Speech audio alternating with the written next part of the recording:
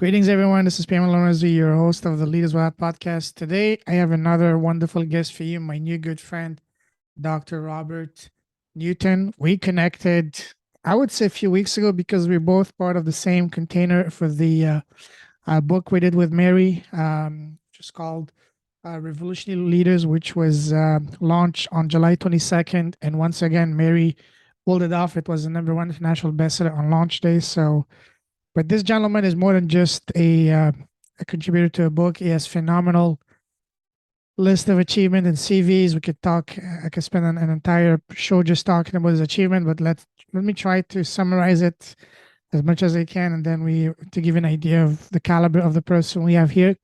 So, Mr. Robert has not one but two PhDs, one in natural medicine and one in law, and has been speaking of books, he's written over 14 books, even though just before going live, he admitted that he stopped counting after 10 books.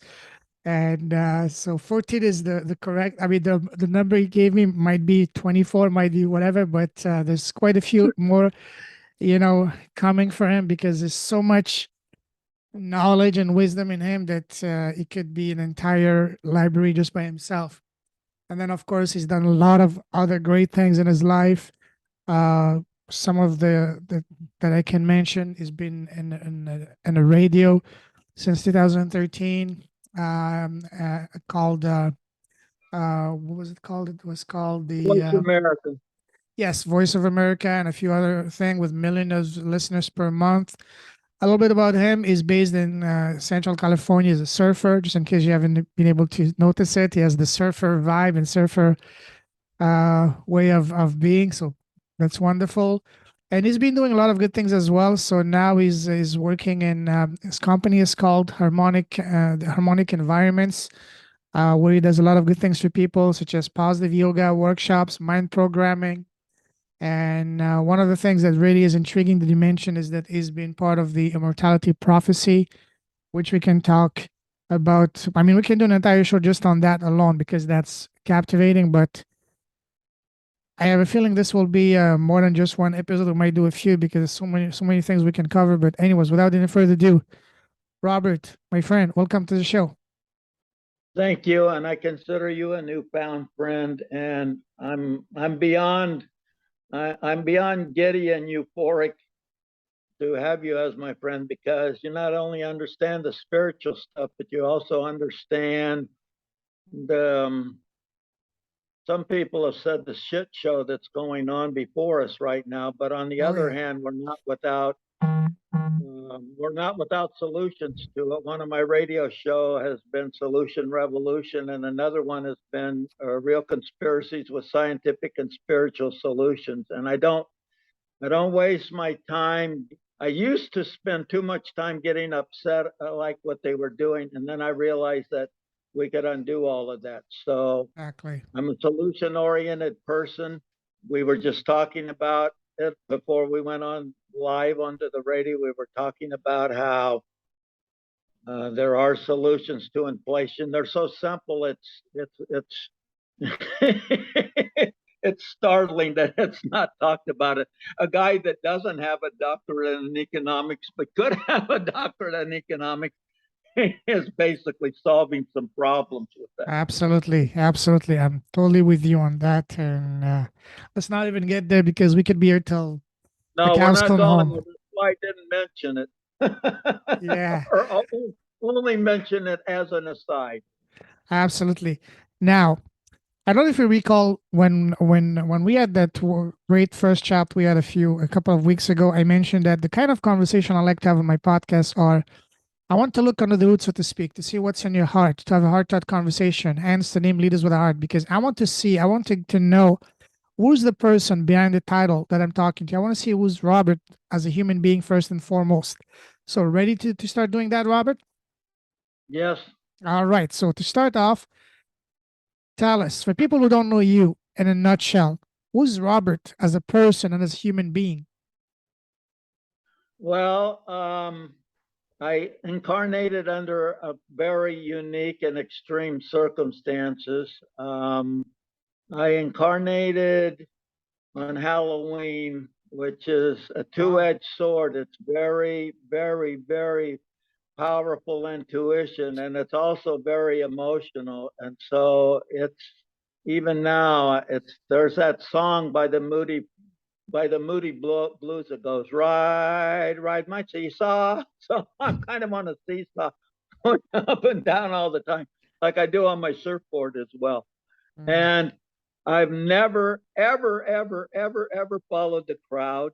At 5 years old, I found a fatal flaw in the Christian theology, and I pissed a lot of people off, and I've been doing it ever since. But I'm not here to piss people off. I'm here to hell to wake them up.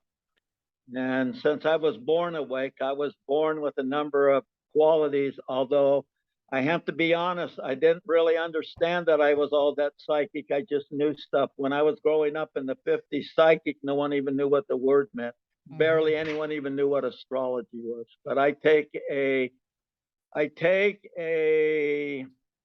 counter approach to things if it's necessary. In other words, I've been trained in law, so I've been trained to follow evidence. I also did intercollegiate debate, and I was debating against people that had been doing it since high school, and we didn't even have a debate team in my high school. So I had to learn to up my game very, very, very quickly, because I don't like being outmanned by anyone. I don't mind if there's people where I am. In fact, I would want many people where I am, but and this is happening slowly. I'll be honest with you. That book, The Revolutionary Leaders, with Christine Esdale, who wrote a chapter in that book, and I want to reiterate that this book was shepherded and edited by Mary Gooden, who's this amazing woman that never, ever, ever, ever lets herself. Luckily, she wasn't born on Halloween. She never lets herself go sideways out of a state of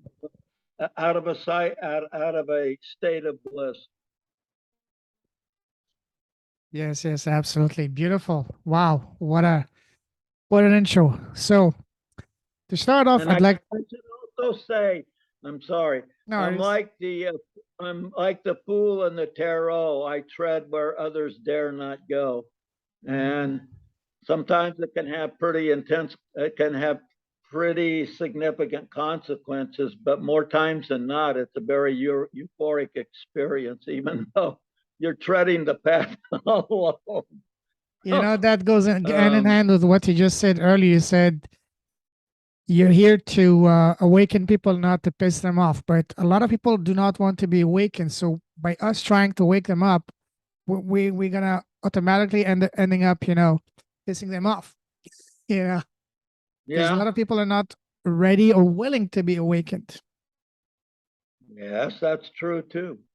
And it's frustrating at times, because I know you just from the few times I've talked to you, I know you know a lot of the things I know, and it has to be done nice and easy, not hard and rough, yes. like Ike and Tina Turner. Mr.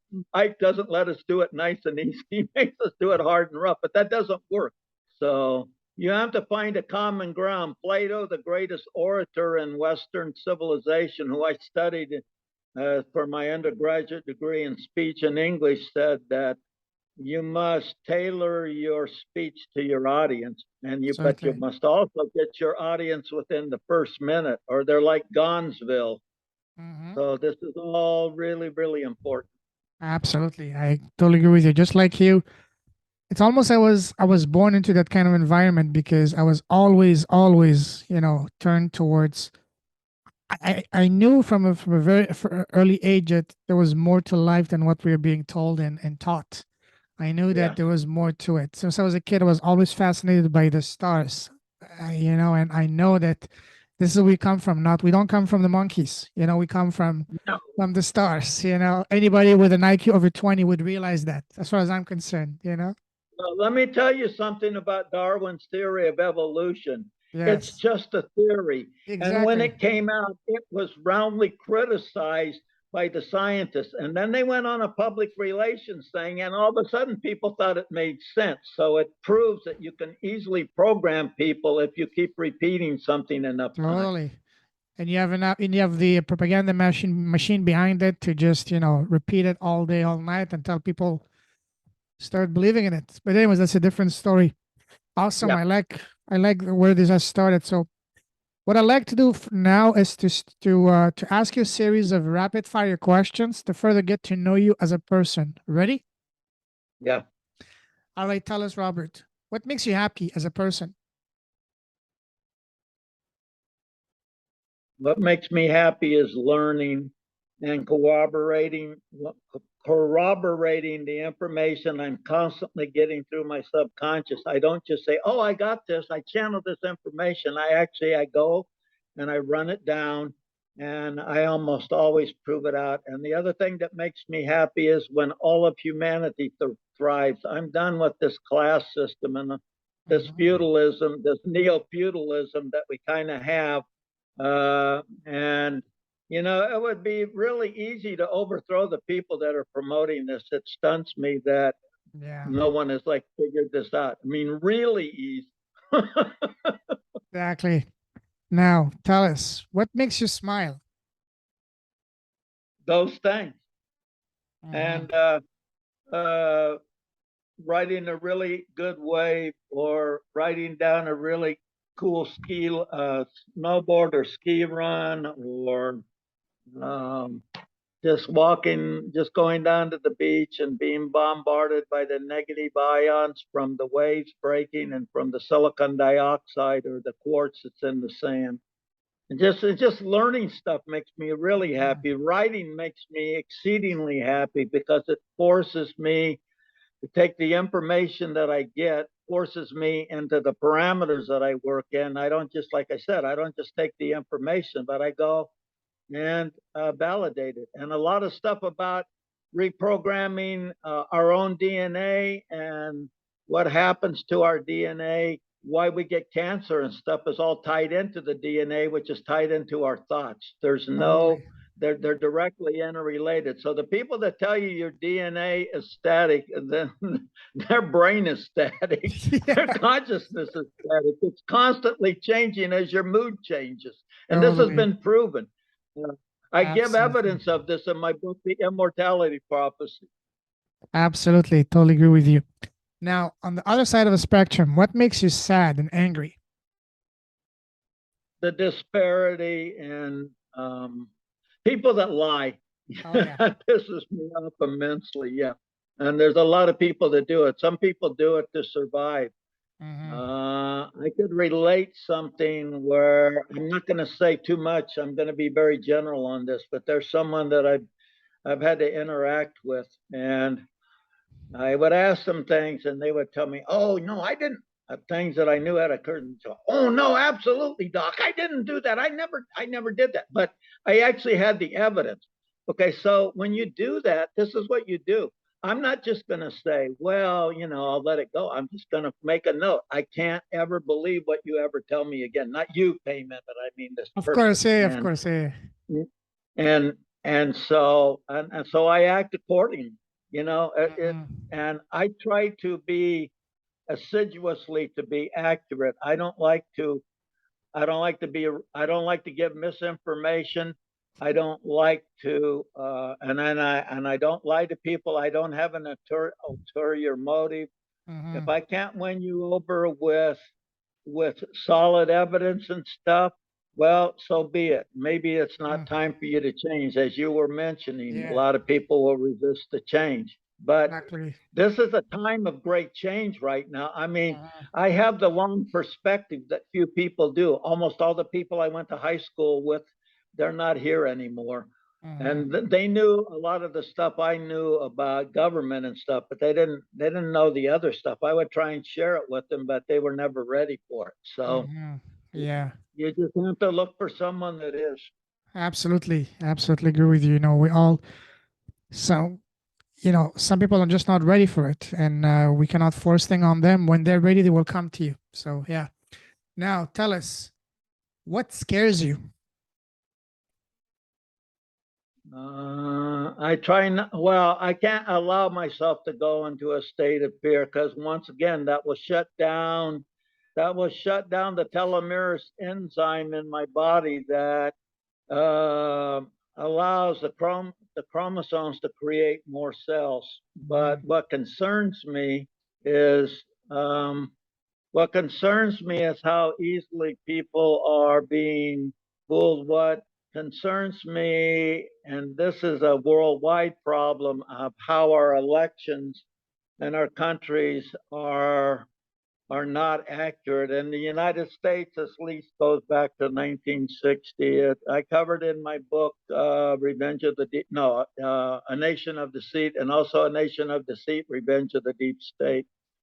And I think it's because Scorpio is something about truth, about brutal truth, and then us Scorpios can be mean at times, but I've also learned to be nicer as I've ascended into the second aspect of Scorpio, which is the eagle that flies above, and then comes the phoenix, in which you completely burned up in the fire and you're regenerated from the ashes. And this is an actual thing. A lot of people think this is mythology. I was taught this was mythology when I was in high school and junior high school, but Plato actually talks about this. He talks about a place called Phoenicia where there's this bird that would consume itself in its flames and regenerate itself from its ashes. And I also mentioned that how that works in the immortality prophecy, my book. Okay, wonderful. Wow. So much that we can unpack here, but we will do that in a moment. Now, what would you say? Wait, what would you say is your number one personal superpower?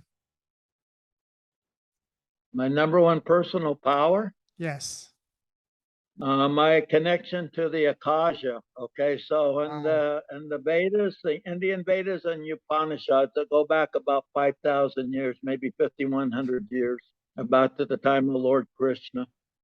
Um, it talks about Akashic records. Akashic records are information that's stored in the skies. In fact, probably everything that's ever happened is stored in the skies, but not literally the skies, but the atoms, which are just like computer chips.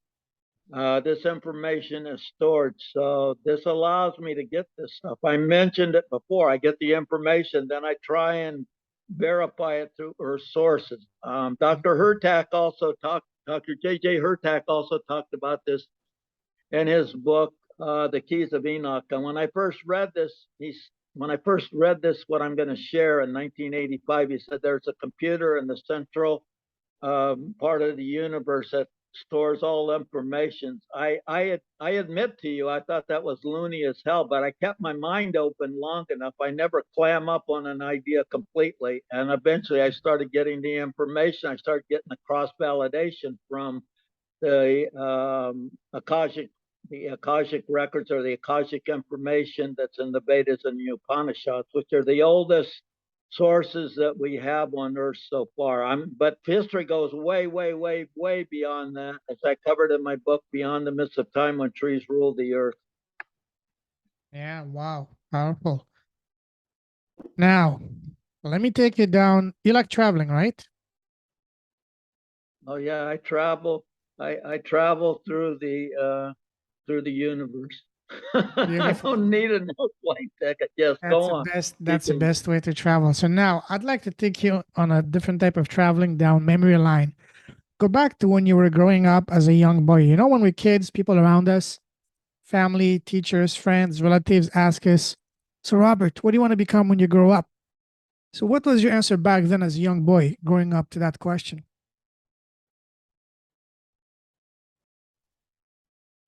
Can't hear you. Sorry, say that again. Even when I got to college, I think I took a history major.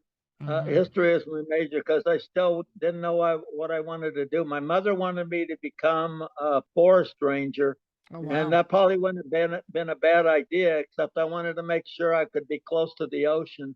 I love the mountains, but I don't want to be so far away as I can't hit the ocean. within an hour or two. So, and then I changed my major to speech because I overcame my fear of speaking in my junior college classes, and I go, Okay. this is really cool. And then I had a lot of training in English literature that I didn't really enjoy back then, but it actually permeated my writing knowledge and my writing ability. So, everything that I've ever done, even though I didn't think I was going to use it, I did use it, even though I didn't practice law very long because I didn't find it very equitable. And that has to do with the Mhm. Uniform Commercial Code in the way, as opposed to the common law, which makes sense, which is God created law, natural law, as opposed to man created law. Anything man does is pales in significance to the creator, and it's evident in the way that it operates as well. So Absolutely. I agree with you totally. Now, when you were in school growing up, what was your relationship with school? Did you love school or did you hate school? I liked school when I had really good teachers. Yes, that is key. I flourished when I had really good teachers. And my father never went to college. Well, I think he took a few courses or something. He was bound and determined that I was going to go to college. And I'll be honest with you, I might not have even gone to college, except for there was this draft for the Vietnam War, which eventually caught up to me anyway. But I deferred it for 4 years. Um, yeah, I could even name the teachers that highly influenced me all the way from elementary school through junior high school through high school and even through college. And I Beautiful. could tell you the name except one. I can't remember her name, but I can still see her face. It pisses me off that I can't give her credit in my books that she deserves for guiding me through old English literature like Shakespeare, Chaucer, and Milton. Wow. So you mentioned you had a passion for writing and for English. So was there any subject in school that you could not stand at all? No, just a few teachers that didn't know what they were doing.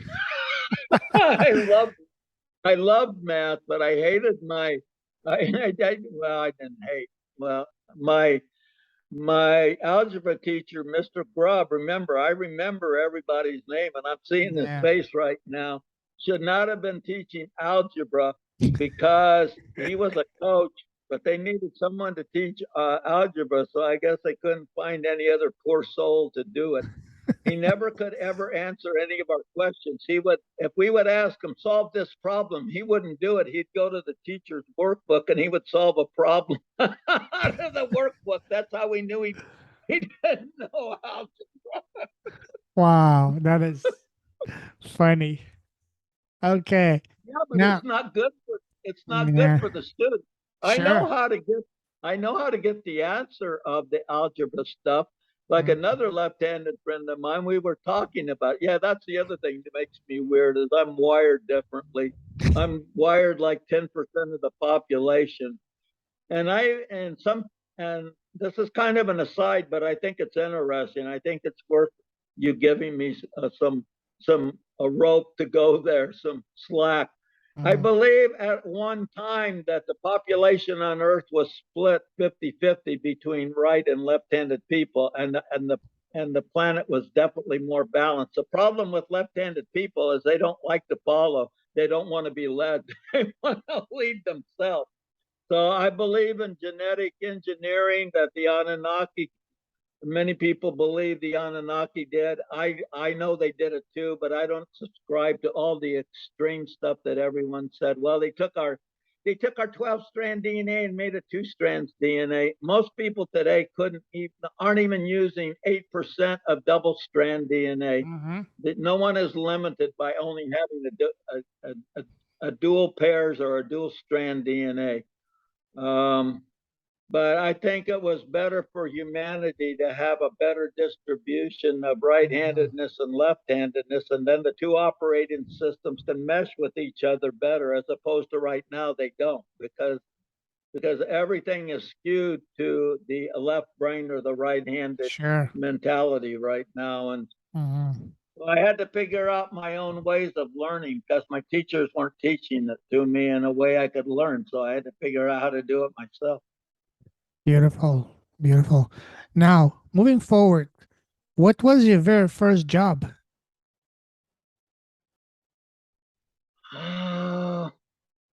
I I'm when I was a younger kid, I would water people's yards when they went on vacation, and I would mow lawns with a hand lawnmower, by the way, not these power lawnmowers. But my first regular job was picking corn in Chino, California in the summer of 62 and the summer of 63, um, for $1.10 an hour.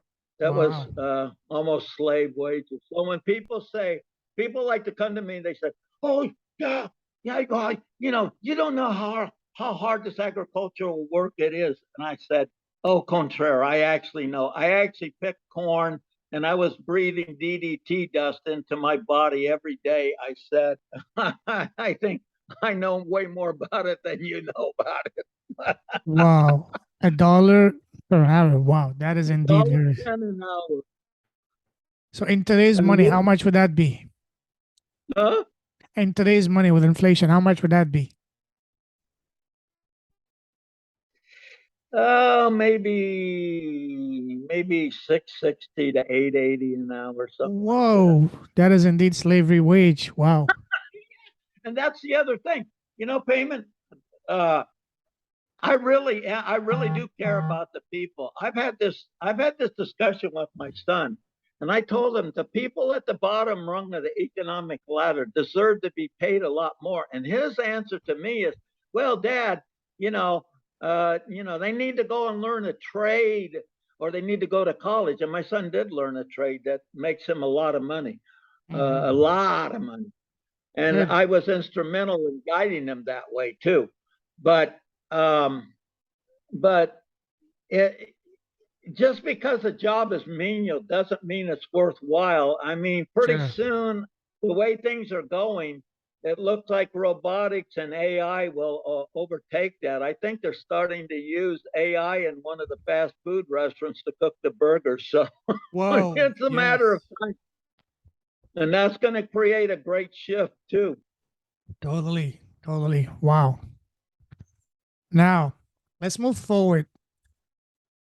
How would you describe your path? There's this, would you say your path was pretty much from the moment you left school, college to now? Would you say the moment you get into one lane, it was pretty much straightforward, or was it more like it turns and twists like a roller coaster? No, it turns and twists because if you're Yeah. constantly learning, you're going to need to reevaluate Hmm. the information. I mean, I have become a world-class landscape designer and installer. I don't do that too much, but I really love doing it. It's my form of art, and left-handed people are highly creative people, which writing Oh, is, yes. by the way, writing is a very creative Hmm. uh, endeavor. And of course, straight art and sculpture, that's also created. I've Wow. dabbled very little into that, but uh, I probably would like to do airbrush painting or something like that because I like the way that you can blend the transition between the colors, which is hard to do, and in oils and acrylics, things like that, which are types of paint, or watercolors. You can do it better in watercolors. You can blend it more. Hmm. Yes, indeed. Wow. I agree with you that left-handed people are more on the creative side on the right hand because most of the creatives I've met were either left-handed or even in sports. For example, I love football, soccer. Some of the greatest, most creative players have been all left-footed. So, and I see that That in tennis and pretty much every sport, the more creative ones have been left-handed or left-footed, and even yeah. in arts, that's so true. One of my very favorite, two of my very favorite, three of my very favorite tennis players were left-handed Jimmy Connors, Oh yes. who was tempestuous, and maybe he was a Scorpio too. John McEnroe, Oh the yes. same way. But I love the most Rafi Nadal because he Oh, keeps yes. us cool and he makes shots that are unbelievable. Oh, yes. He never seems to get tired. It's almost like he's a robot. No, he uses his mind. He uses his mind to not let himself get tired. That's why I say, if I'm working, when I'm working, I create a rhythm in my head. I used to just do it, and now I use the Sanskrit mantras to do it. I use those mantras to create a momentum and a higher state of consciousness to make everything easier and more artistic. Beautiful. And that's what you have to do. You don't give up because it's hard or you hurt. I remember watching Michael Jordan, who I don't think was left-handed. I remember Yes. watching him play many times when he had flu, and he would score like 45 points, and I'm going, man, Yep. I said, that guy has balls out. That guy is not going to be stopped. So No, absolutely. some of his best games were played under flu, and Kobe Bryant was the same way too. So Absolutely. Yes, they have something special that other players don't. Wow. Love this. So now I want to talk to you about, there's a saying that says, change your story, change your life. And by story, I mean what we keep telling ourselves in our head all day long. So when you, Robert, had to change your story at, let's say, the lowest point in your life, how did you do that? Did you do that through the help of friends, family, mentors, books? Tell us the process you used to change your story in order to change your life. well, I've had some really good mentors, including a Sunday school teacher, John Alfred Clark. I don't know he's alive anymore. I had a really good mentor in the grocery business, John Klein. Taught me how to work really efficiently, and it really it really annoys me when I see people that don't work efficiently because they're wearing themselves out, and if they're working for an employer, they're not giving the greatest production value that's possible. But I also believe if someone produces exceptionally, they should be rewarded exceptionally as well. Totally. And it took me a long time to learn that. In fact, my son had to teach me that because he worked with me, and he says, if you're going to expect that much out of people, you have to pay them more.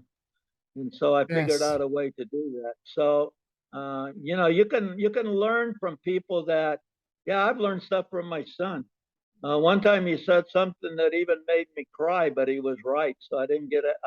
I couldn't get angry about it because I held his feet to the fire many times. So he held mine, and turnabout is fair play. So Yes.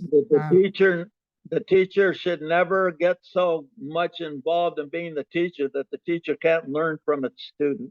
Totally. We can all learn from each other. Absolutely.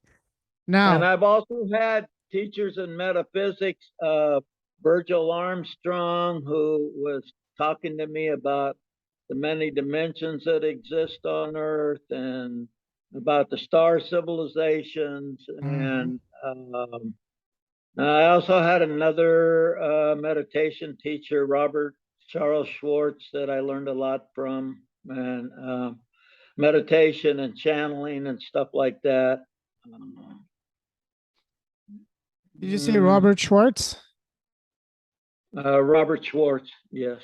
Is that the same one that wrote the book, The Life You Chose Before You Were Born? Something along those lines? I don't know if he wrote that. No, he wrote a book on crystals, and he was writing a book about the Great Pyramid in Oh, okay. the Great Pyramid in Giza of Egypt, where I had Okay. some astonishing psychic and higher dimensional experiences there. I don't know if he's finished that book,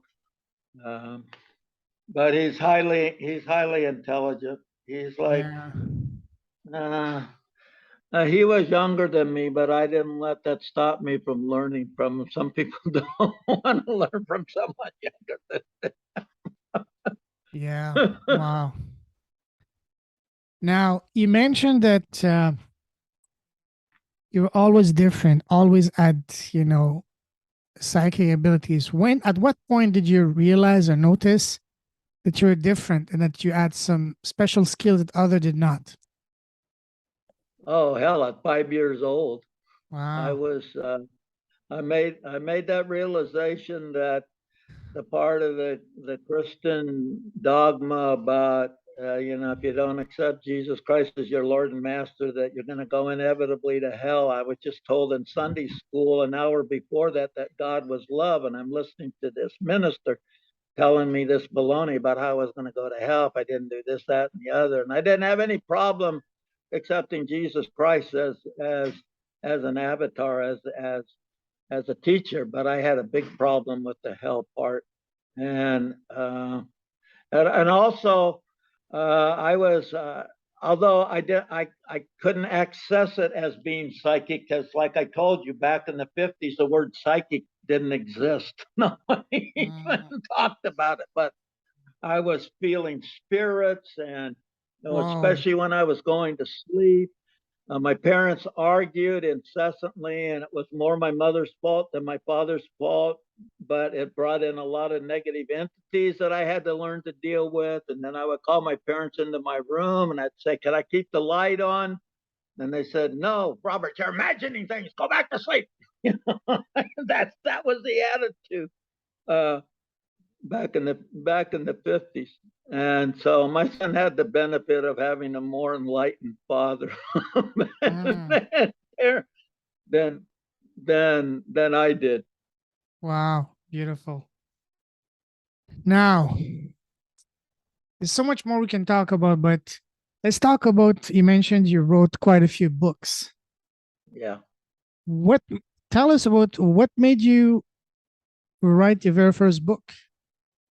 Okay, I wrote my very first book in 1990 in Ritchieville, Virginia, which is the foothills of the Blue Ridge Mountain. My second wife, who wasn't much longer to be my wife, um, bought this brother word processor, and she said, "I'm going to write a book about my life." And I'm thinking, isn't that kind of, what's the term I would think, egotistic or something like that? I told her, "I'm going to write a book about how to experience the energies of God." And I actually did. I'm still proud of that book, although it's scarcely known. It's called Experiencing the Pathways to God, Experiencing the Energies of the Living God in Your Everyday Life. And that's probably one of my easier books to read, but it would still be hard for some people to swallow. But I use different things like the properties of crystals and quartz and gemstones and pyramids and meditation techniques and all of these things. And I finished the book in the Brother Word Processor, and then a friend of mine wanted to publish it. He just started a publishing company, and then he took and he scanned it into DOS so that he could actually use it and edit it. And then he went bankrupt, and then that book sat dormant for 20 years. But I had the download of it. So in 2010, I took this class in Theta Healing, and I'm going, I can make a better book than the seminar that I did. So I wrote this book called let's see, A Map to Healing and Your Essential Divinity Through Theta Consciousness. And I published that with Balboa Publishing. I would recommend, from my experience, that people not go that way. You can not too difficultly publish your own book on Amazon. And they published that book and Pathways to God. And it wasn't a good experience at all, but it let me know the way I didn't need to go anymore. And so I found a writing coach and a publisher that would take and do all that stuff for me if I wrote it. And that since 2011 or 2012, I probably written maybe 14 or 15 books, including another anthology book that I Wow. don't even remember the name of it. That was a long time ago. And it became addicting. I noticed one thing. So the book, Pathways to God, I did with an outline, and I did it all from books. The book, Map to Healing, I was using some of my book sources, but I was also learning how to use the search engine on the internet to find stuff. And I was also listening to George Nuri's program, Coast to Coast. Oh, Between yes. those three I love things, that. those, yeah, between those, and you know what I was doing? I was listening to a show and writing at the same time. I mean, I can listen to music and do a mantra and write all at the same time. And anyone can, if you actually get initiated in my Kriya Kundalini Yoga workshop, you will become all that you wanted to be and a whole hell of a lot more. You know, Robert, speaking of George Nuri, have you thought about reaching out to him? Because you would be an amazing guest for his shows. Yeah, I did. I did some time ago. I need to do that again. My ex-wife was on his show already, Whoa. and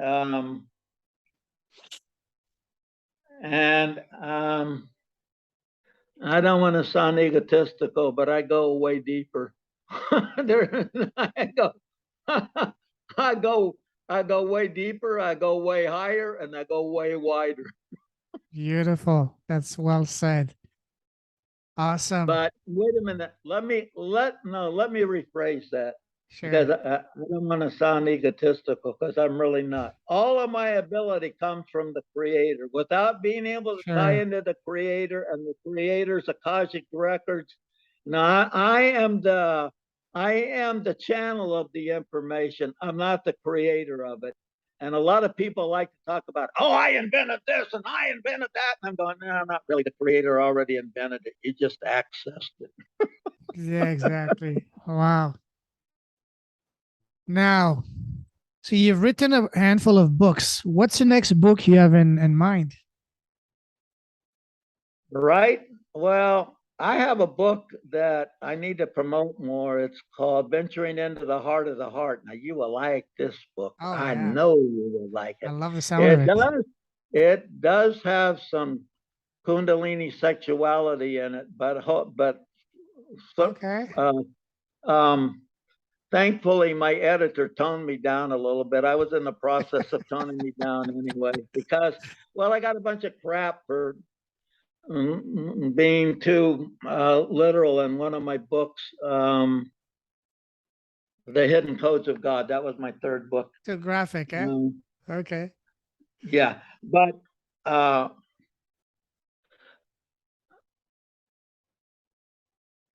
really know that book is more germane to right now, so I really have to get it out there and promote it, which is essentially easier since you and I are now internationally best-selling authors. You 2 times over, damn it! Just kidding. You're like 25 times, you know? Yeah, yeah.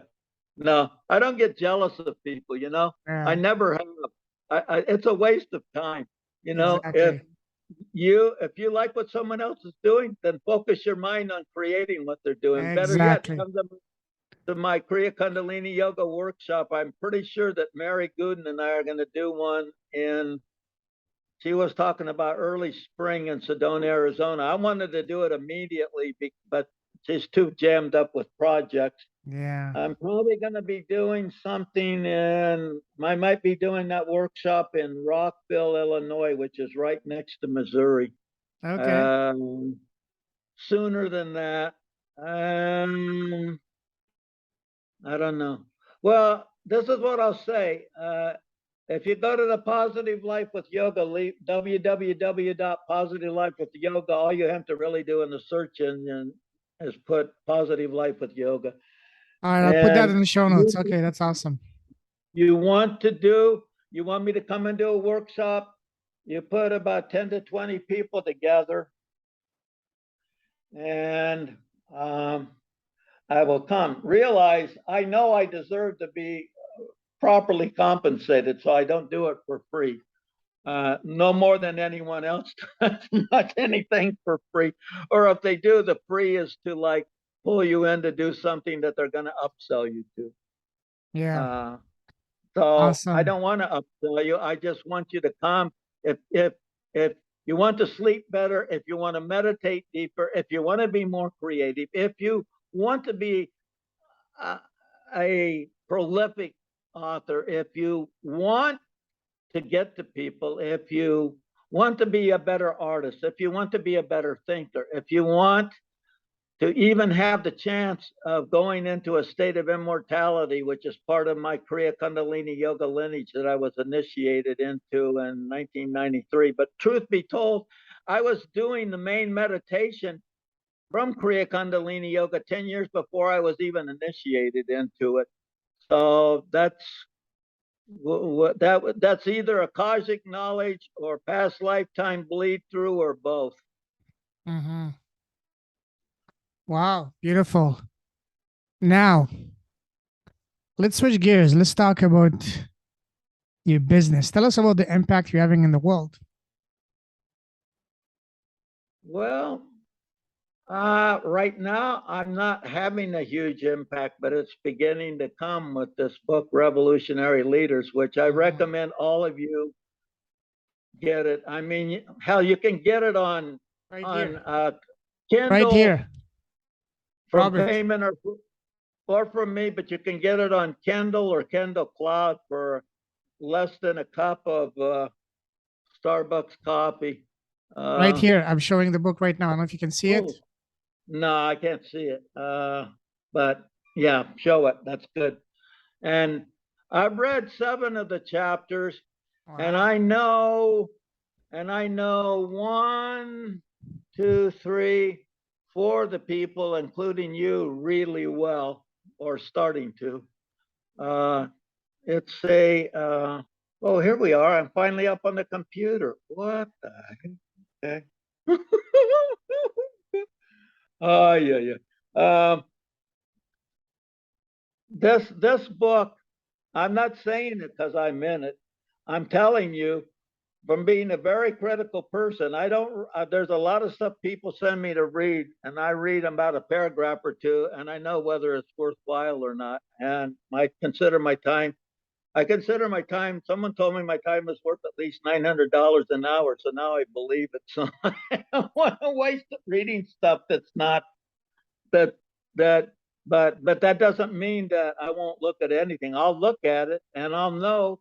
I don't even have to read a whole book to know what it's about. I can figure it out from the first and last chapter. And also, as an advanced class through Kriya Kundalini Yoga through Positive Life with Yoga, I can also guide you to being able to absorb the contents of a book in about 4 to 5 minutes consistently whenever the hell you feel like it. It's not as enjoyable learning that way, but it allows you to absorb mass amounts of information at the level of the subconscious, which is where the real show is going on anyway. The conscious level is limited, but the subconscious is unlimited. Mm-hmm. Yeah. Wow. Wow. What is what is a cause that is dear to your heart?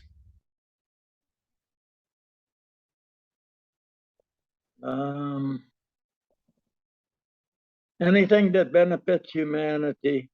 Mm-hmm. You know, helping the homeless, for instance, which I've done some of, is kind of frustrating. Is more than just giving them food. There was someone that said, I forget, someone famous said, give a man some food and he can eat for one day. Give a man ability and knowledge and he can take care of himself. Yeah, there's a similar that says, give a man a fish for a day, you feed him, show him how to fish, he can feed himself for the rest of his life. Yeah. So, and believe me, I didn't mean to I did not mean to short sheet women either. If you know me, if you read my books, you'll realize I'm a great supporter of women. Oh, yes. After I read Merlin Stone's book, When God Was a Woman, it changed my perspective. I had to pull my head out of my ass and realize women were quite amazing. The Catholic Church didn't seem to think so, as they demonized Mary Magdalene as a prostitute, which all the research I've done, actually most of the biblical scholars feel that that's not true. But I knew it wasn't true, but I wanted to do the research and find out what we would find. So Yeah. Indeed. Indeed. Let's talk about some of the podcasts you've done. You said you've been podcasting on and off since 2013. yeah. So tell us about the current podcast you're doing. Right now, I'm just doing once a month on www.artistfirst.com, the Dr. Robert J. Newton Show, and I talk about governmental things, but I don't stay there too long because I don't want to pull people down. The whole thing is to build people up. Mhm. Whenever I identify a problem, I always give at least one, if not multiple, solutions to it, because it does no good to talk about it or moan about it or cry about it without ameliorating or making the situation better. And once in a while, I have some guests. I've had guests such as Dr. Mauro Zapatera, who's an expert in cerebral spinal fluid, which actually he loves my Kriya Kundalini Yoga workshop because he knows that stimulates the cerebral spinal fluid, which creates a state of euphoria in the body. I've had Dr. Eben, not Browning. Dr. Eben Alexander, who was a neurosurgeon who wrote a book about his battle with spinal meningitis that affected his brain, and he talked about his time on the other side and the dimension. I call it Wow. the fourth dimension, the first dimension of heaven.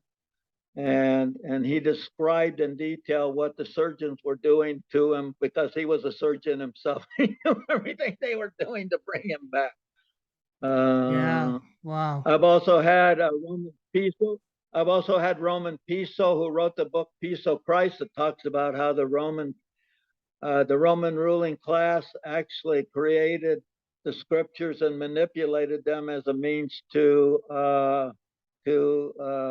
manipulate the lower classes, the Roman slaves and the Roman ruling classes. And of course, that bled through to the Roman Catholic Church, which is still doing the same baloney to this day. Sorry if you're Catholic. I'm not against you because you're a Catholic. I'm not. I'm willing to let everyone go their own path. Hmm. You don't have to think like me, but you might be happier if you did. Maybe not. Awesome. Awesome. See, I love talking to you because it's so much fun yet, enlightening at the same time. So now Yeah, let's start. well, if you're not having fun, you realize that I've been going through something that's been gnawing at me, and I was started using my technique. You realize that if you even do a fake laugh, you will break the mesmerism of the Sure. situation you consider bad and painful and all of this. Just a fake laugh like this. It completely changes the subconscious. And it also, when you get depressed and everything, like I said, you stop creating the chromosomes stop creating the more cells because the telomerase enzyme stops being secreted that allows those cells to be replaced that constantly need to be replaced, and they need to be replaced with good copies of those cells. And I learned all of that stuff through cancer research, even though I don't believe in oncology, because I know how to cure cancer, and not only know, I have cured it many times, including in myself. Wow. Uh, you are you create those bad copies or those no copies at all through being depressed and all of that. So you really can't afford to let yourself wallow in that land of depression and unhappiness very long. In fact, hopefully never. If you're not born on Halloween, you can probably do it easier than me, but anybody can still do it. Yes. Beautiful. Beautiful. We can do an entire show just on that because that alone can be an incredible topic. We might do that in the future. But now Well, let's that's start. in my book, The Immortality Prophecy. So, Oh, so wow. get it on Kindle.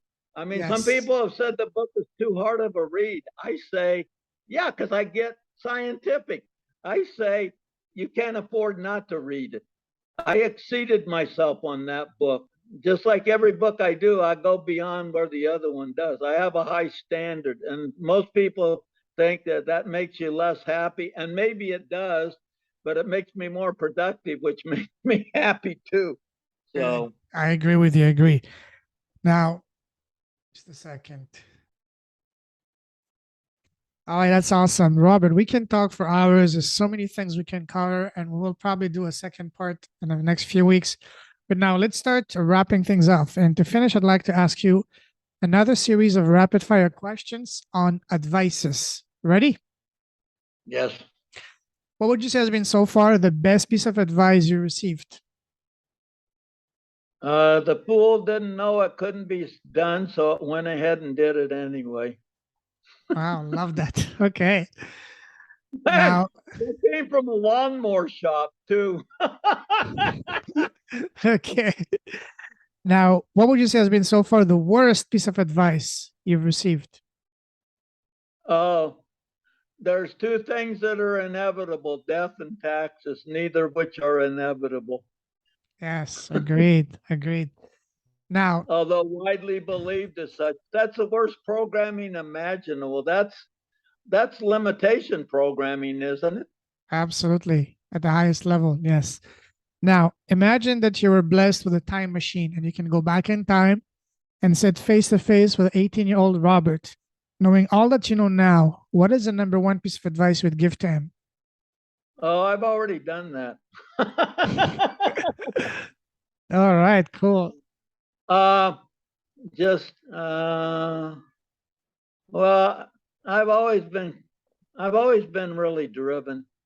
That has to do with my parents. That has to do with those people I mentioned earlier in the show, Mhm. John Klein, and just other teachers that appealed to me because they were into excellence. They weren't saying, "Well, pretty good's good enough," and I'm going, "No, Yeah, I don't think so. I know otherwise." And I was, I was highly. Let me share this. I was highly influenced by this book after I made that revelation when I was 5 years old. How much time do we have? it's okay. You can go ahead. How much time? How much time do we have? A few more minutes, but that's okay. Okay. After I made that revelation when I was 5 years old, and I endured 10 years of people telling me I didn't know what I was talking about, as opposed to God sending us to hell and all that kind of shit show baloney. Baloney money. In 1961, this woman was talking. My mother's best friend was talking. My mother was talking to her best friend, and she was telling her about how I got depressed and everything. Of course, you would get depressed too if you were being told you didn't know what you were talking about when you knew you did, but still the whole mass was against you. And Mhm. she said, "You think that Robert would be interested in coming to the Christian Science Church?" And my mom said, "Well, I don't think."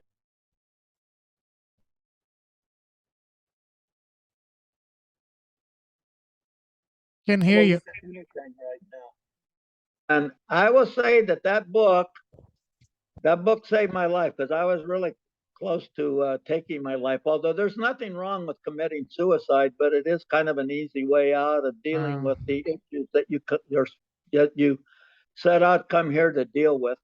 And I understand, because of the intensity of the earth and all the deceptions and everything, but there's ways around all of that.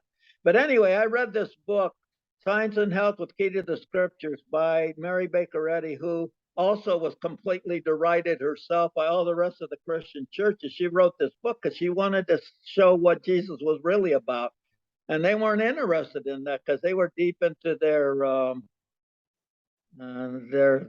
theology. That there's that word I use. Anyway, and into their ingrained beliefs and everything. I read that book in 2 days. It's a 450-page book. My mom Wow. couldn't even believe it. She never saw me sit for more than half an hour at a time, 10 minutes probably, because I was always active. And I realized from that what the true nature of man really was. And it's not this debased thing you've been taught that you're a sinner and everything. The word sin at the time of Jesus meant missing the mark, not knowing better. I see no crime in any of those things. I can find no crime in being ignorant. I'm not saying it's optimum, but there's no crime right there. Sure. And so, that kind of set the tone for my life. And so it also meant, and I really liked being around Christian Scientists because there's no negative thinking. We don't go into the land of the negative. So it was good people to be around. We were uplifting everyone, and you could feel the energy whenever you were with other Christian Scientists. They were fun to be with. No, they didn't drink. No, they didn't drink coffee. They didn't drink alcohol, but they still knew how to have fun without either. So that definitely set the course that I was going to sail through life. And like you said, has there been twists and turns? Yeah. There's a saying, there's a plaque on the front of my house that says, we can't control the winds, but we can adjust the sails. I like that a lot. Absolutely love that. I just started sailing a little bit with my son, and you're Beautiful. tacking, you're changing your sails to. And so, and as far as people, what I want to say, don't let your existing beliefs wall you in. Tear down those walls and keep tearing them down. I have to myself. The subconscious likes to wall things off, and it likes comfortable in the familiar. It doesn't like the unfamiliar, but you must force it to go there. And by Absolutely tearing that down, by tearing down those walls, this allows you to take in the information. That doesn't mean you have to accept all the information you get. It doesn't mean that at all. It just means that you need to consider it. And if you don't take it in right now, just put it in storage. You might come back later and find out, holy crap, I should have. That makes sense now. Yeah, very true. Very well said. Awesome. Now, I know you have your own podcast. Imagine that today on your podcast, you're interviewing the most special person in the world, which is yourself. What is the first question? What is the first question you want to ask yourself? You said it, not me. Yes, indeed. Yes. Okay. What's the first question I would ask of myself?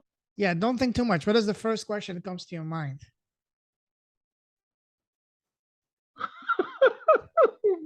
Don't hold back.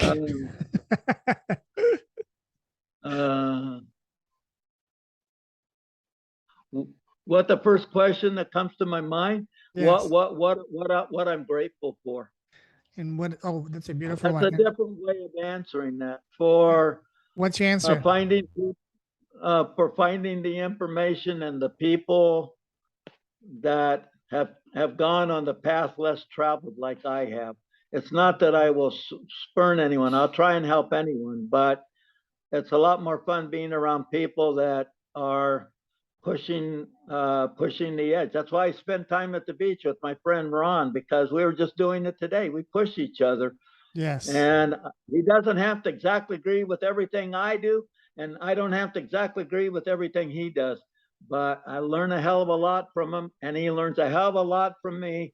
And it's this mutual respect that you can create. That's exciting. This allows, it's like the orgone effect. It's like 1 + 1 = 3. If I take a quartz crystal and then I I wrap gold around it, it's going to have more energy than the sum parts of those two things separately. And this is Yes, from the research of Wilhelm Reich, so it's based in science. absolutely. I like to, one of the things I Oh, I like to, didn't exactly answer your question. I have a weird way of answering question. I guess no, I'm weird. I guess I'm dedicatedly weird, but um, you know, those tangents are usually some of the most interesting answers because they go all over the place. You know, I'm the same as well. Sometimes when I get interviewed, when people ask me a question, I go all around the map and I just go on those big tangents and yeah, all that. we've been out at payment. I then I ask the person, "Did I answer your question?" Say, "Oh yes, oh yes." All right. So now, the last question I want to ask you, and that's my favorite question I ask all my guests, and that is, what is the smallest thing you've done that has had the greatest, most profound impact in both your life and business? For example, for me, it's been starting my podcast. What about you, Robert? And by small, I don't mean something small. I mean the one thing that you've done has had the biggest impact in your life so far, biggest positive impact. Well, I would say the greatest blessing is being initiated into Kriya Kundalini Yoga and then having the ability to do that with other people, even at a higher level than what my yogi did for me. Again, I didn't answer that question exactly, but No, that's a great way. Thank you. That's a great answer. Awesome. Robert, if someone wants to connect with you, what's the best way to do so? well, you can connect with me on Facebook, Robert.Newton3, and then I have at least 10 or more other pages besides that, which you can pull off of that. I'm also on LinkedIn, Dr. Robert J. Newton. I'm also have the www.drrobertnewton.com website and also the www.positivelifewithyoga website. That's going to be an integral part of where I hope to go. It's not that it's the funnest thing for me to teach Kriya Kundalini Yoga. It's a necessary thing. It's not. It's more fun for me to write, but it's something it's knowledge and techniques and things that need to be shared so that people can become more than what they think they are. And after all, we all are. We've already talked about how we're way more than what we've been taught. And this builds your intuition and everything, so you'll know what's right and you won't know and you will know what's not going to be beneficial for you, and you know what will. But Totally. also, I think you should learn from every experience. The 39th name of God from the 72 names of God is Reshayin, which means finding the good and the bad. And I force myself to go there all the time when I don't like the way things are working out. And I found invariably that is true. And if you really take it to its extreme, if you take it to its logical conclusion, like a mathematical equation, there really is no bad. So, Absolutely agree with you. Listen, Robert, I'm gonna put all those links in the show notes. I salute you. You're a true leader with a heart. Keep shining your light. Keep blessing the world with your presence, with your work, with your impact, with everything you're doing. Stay safe, stay awesome. God bless you, my friend. We're definitely gonna be talking soon again. Thank you very much. okay. Take care. Bye bye. Namaste. Namaste. Bye bye.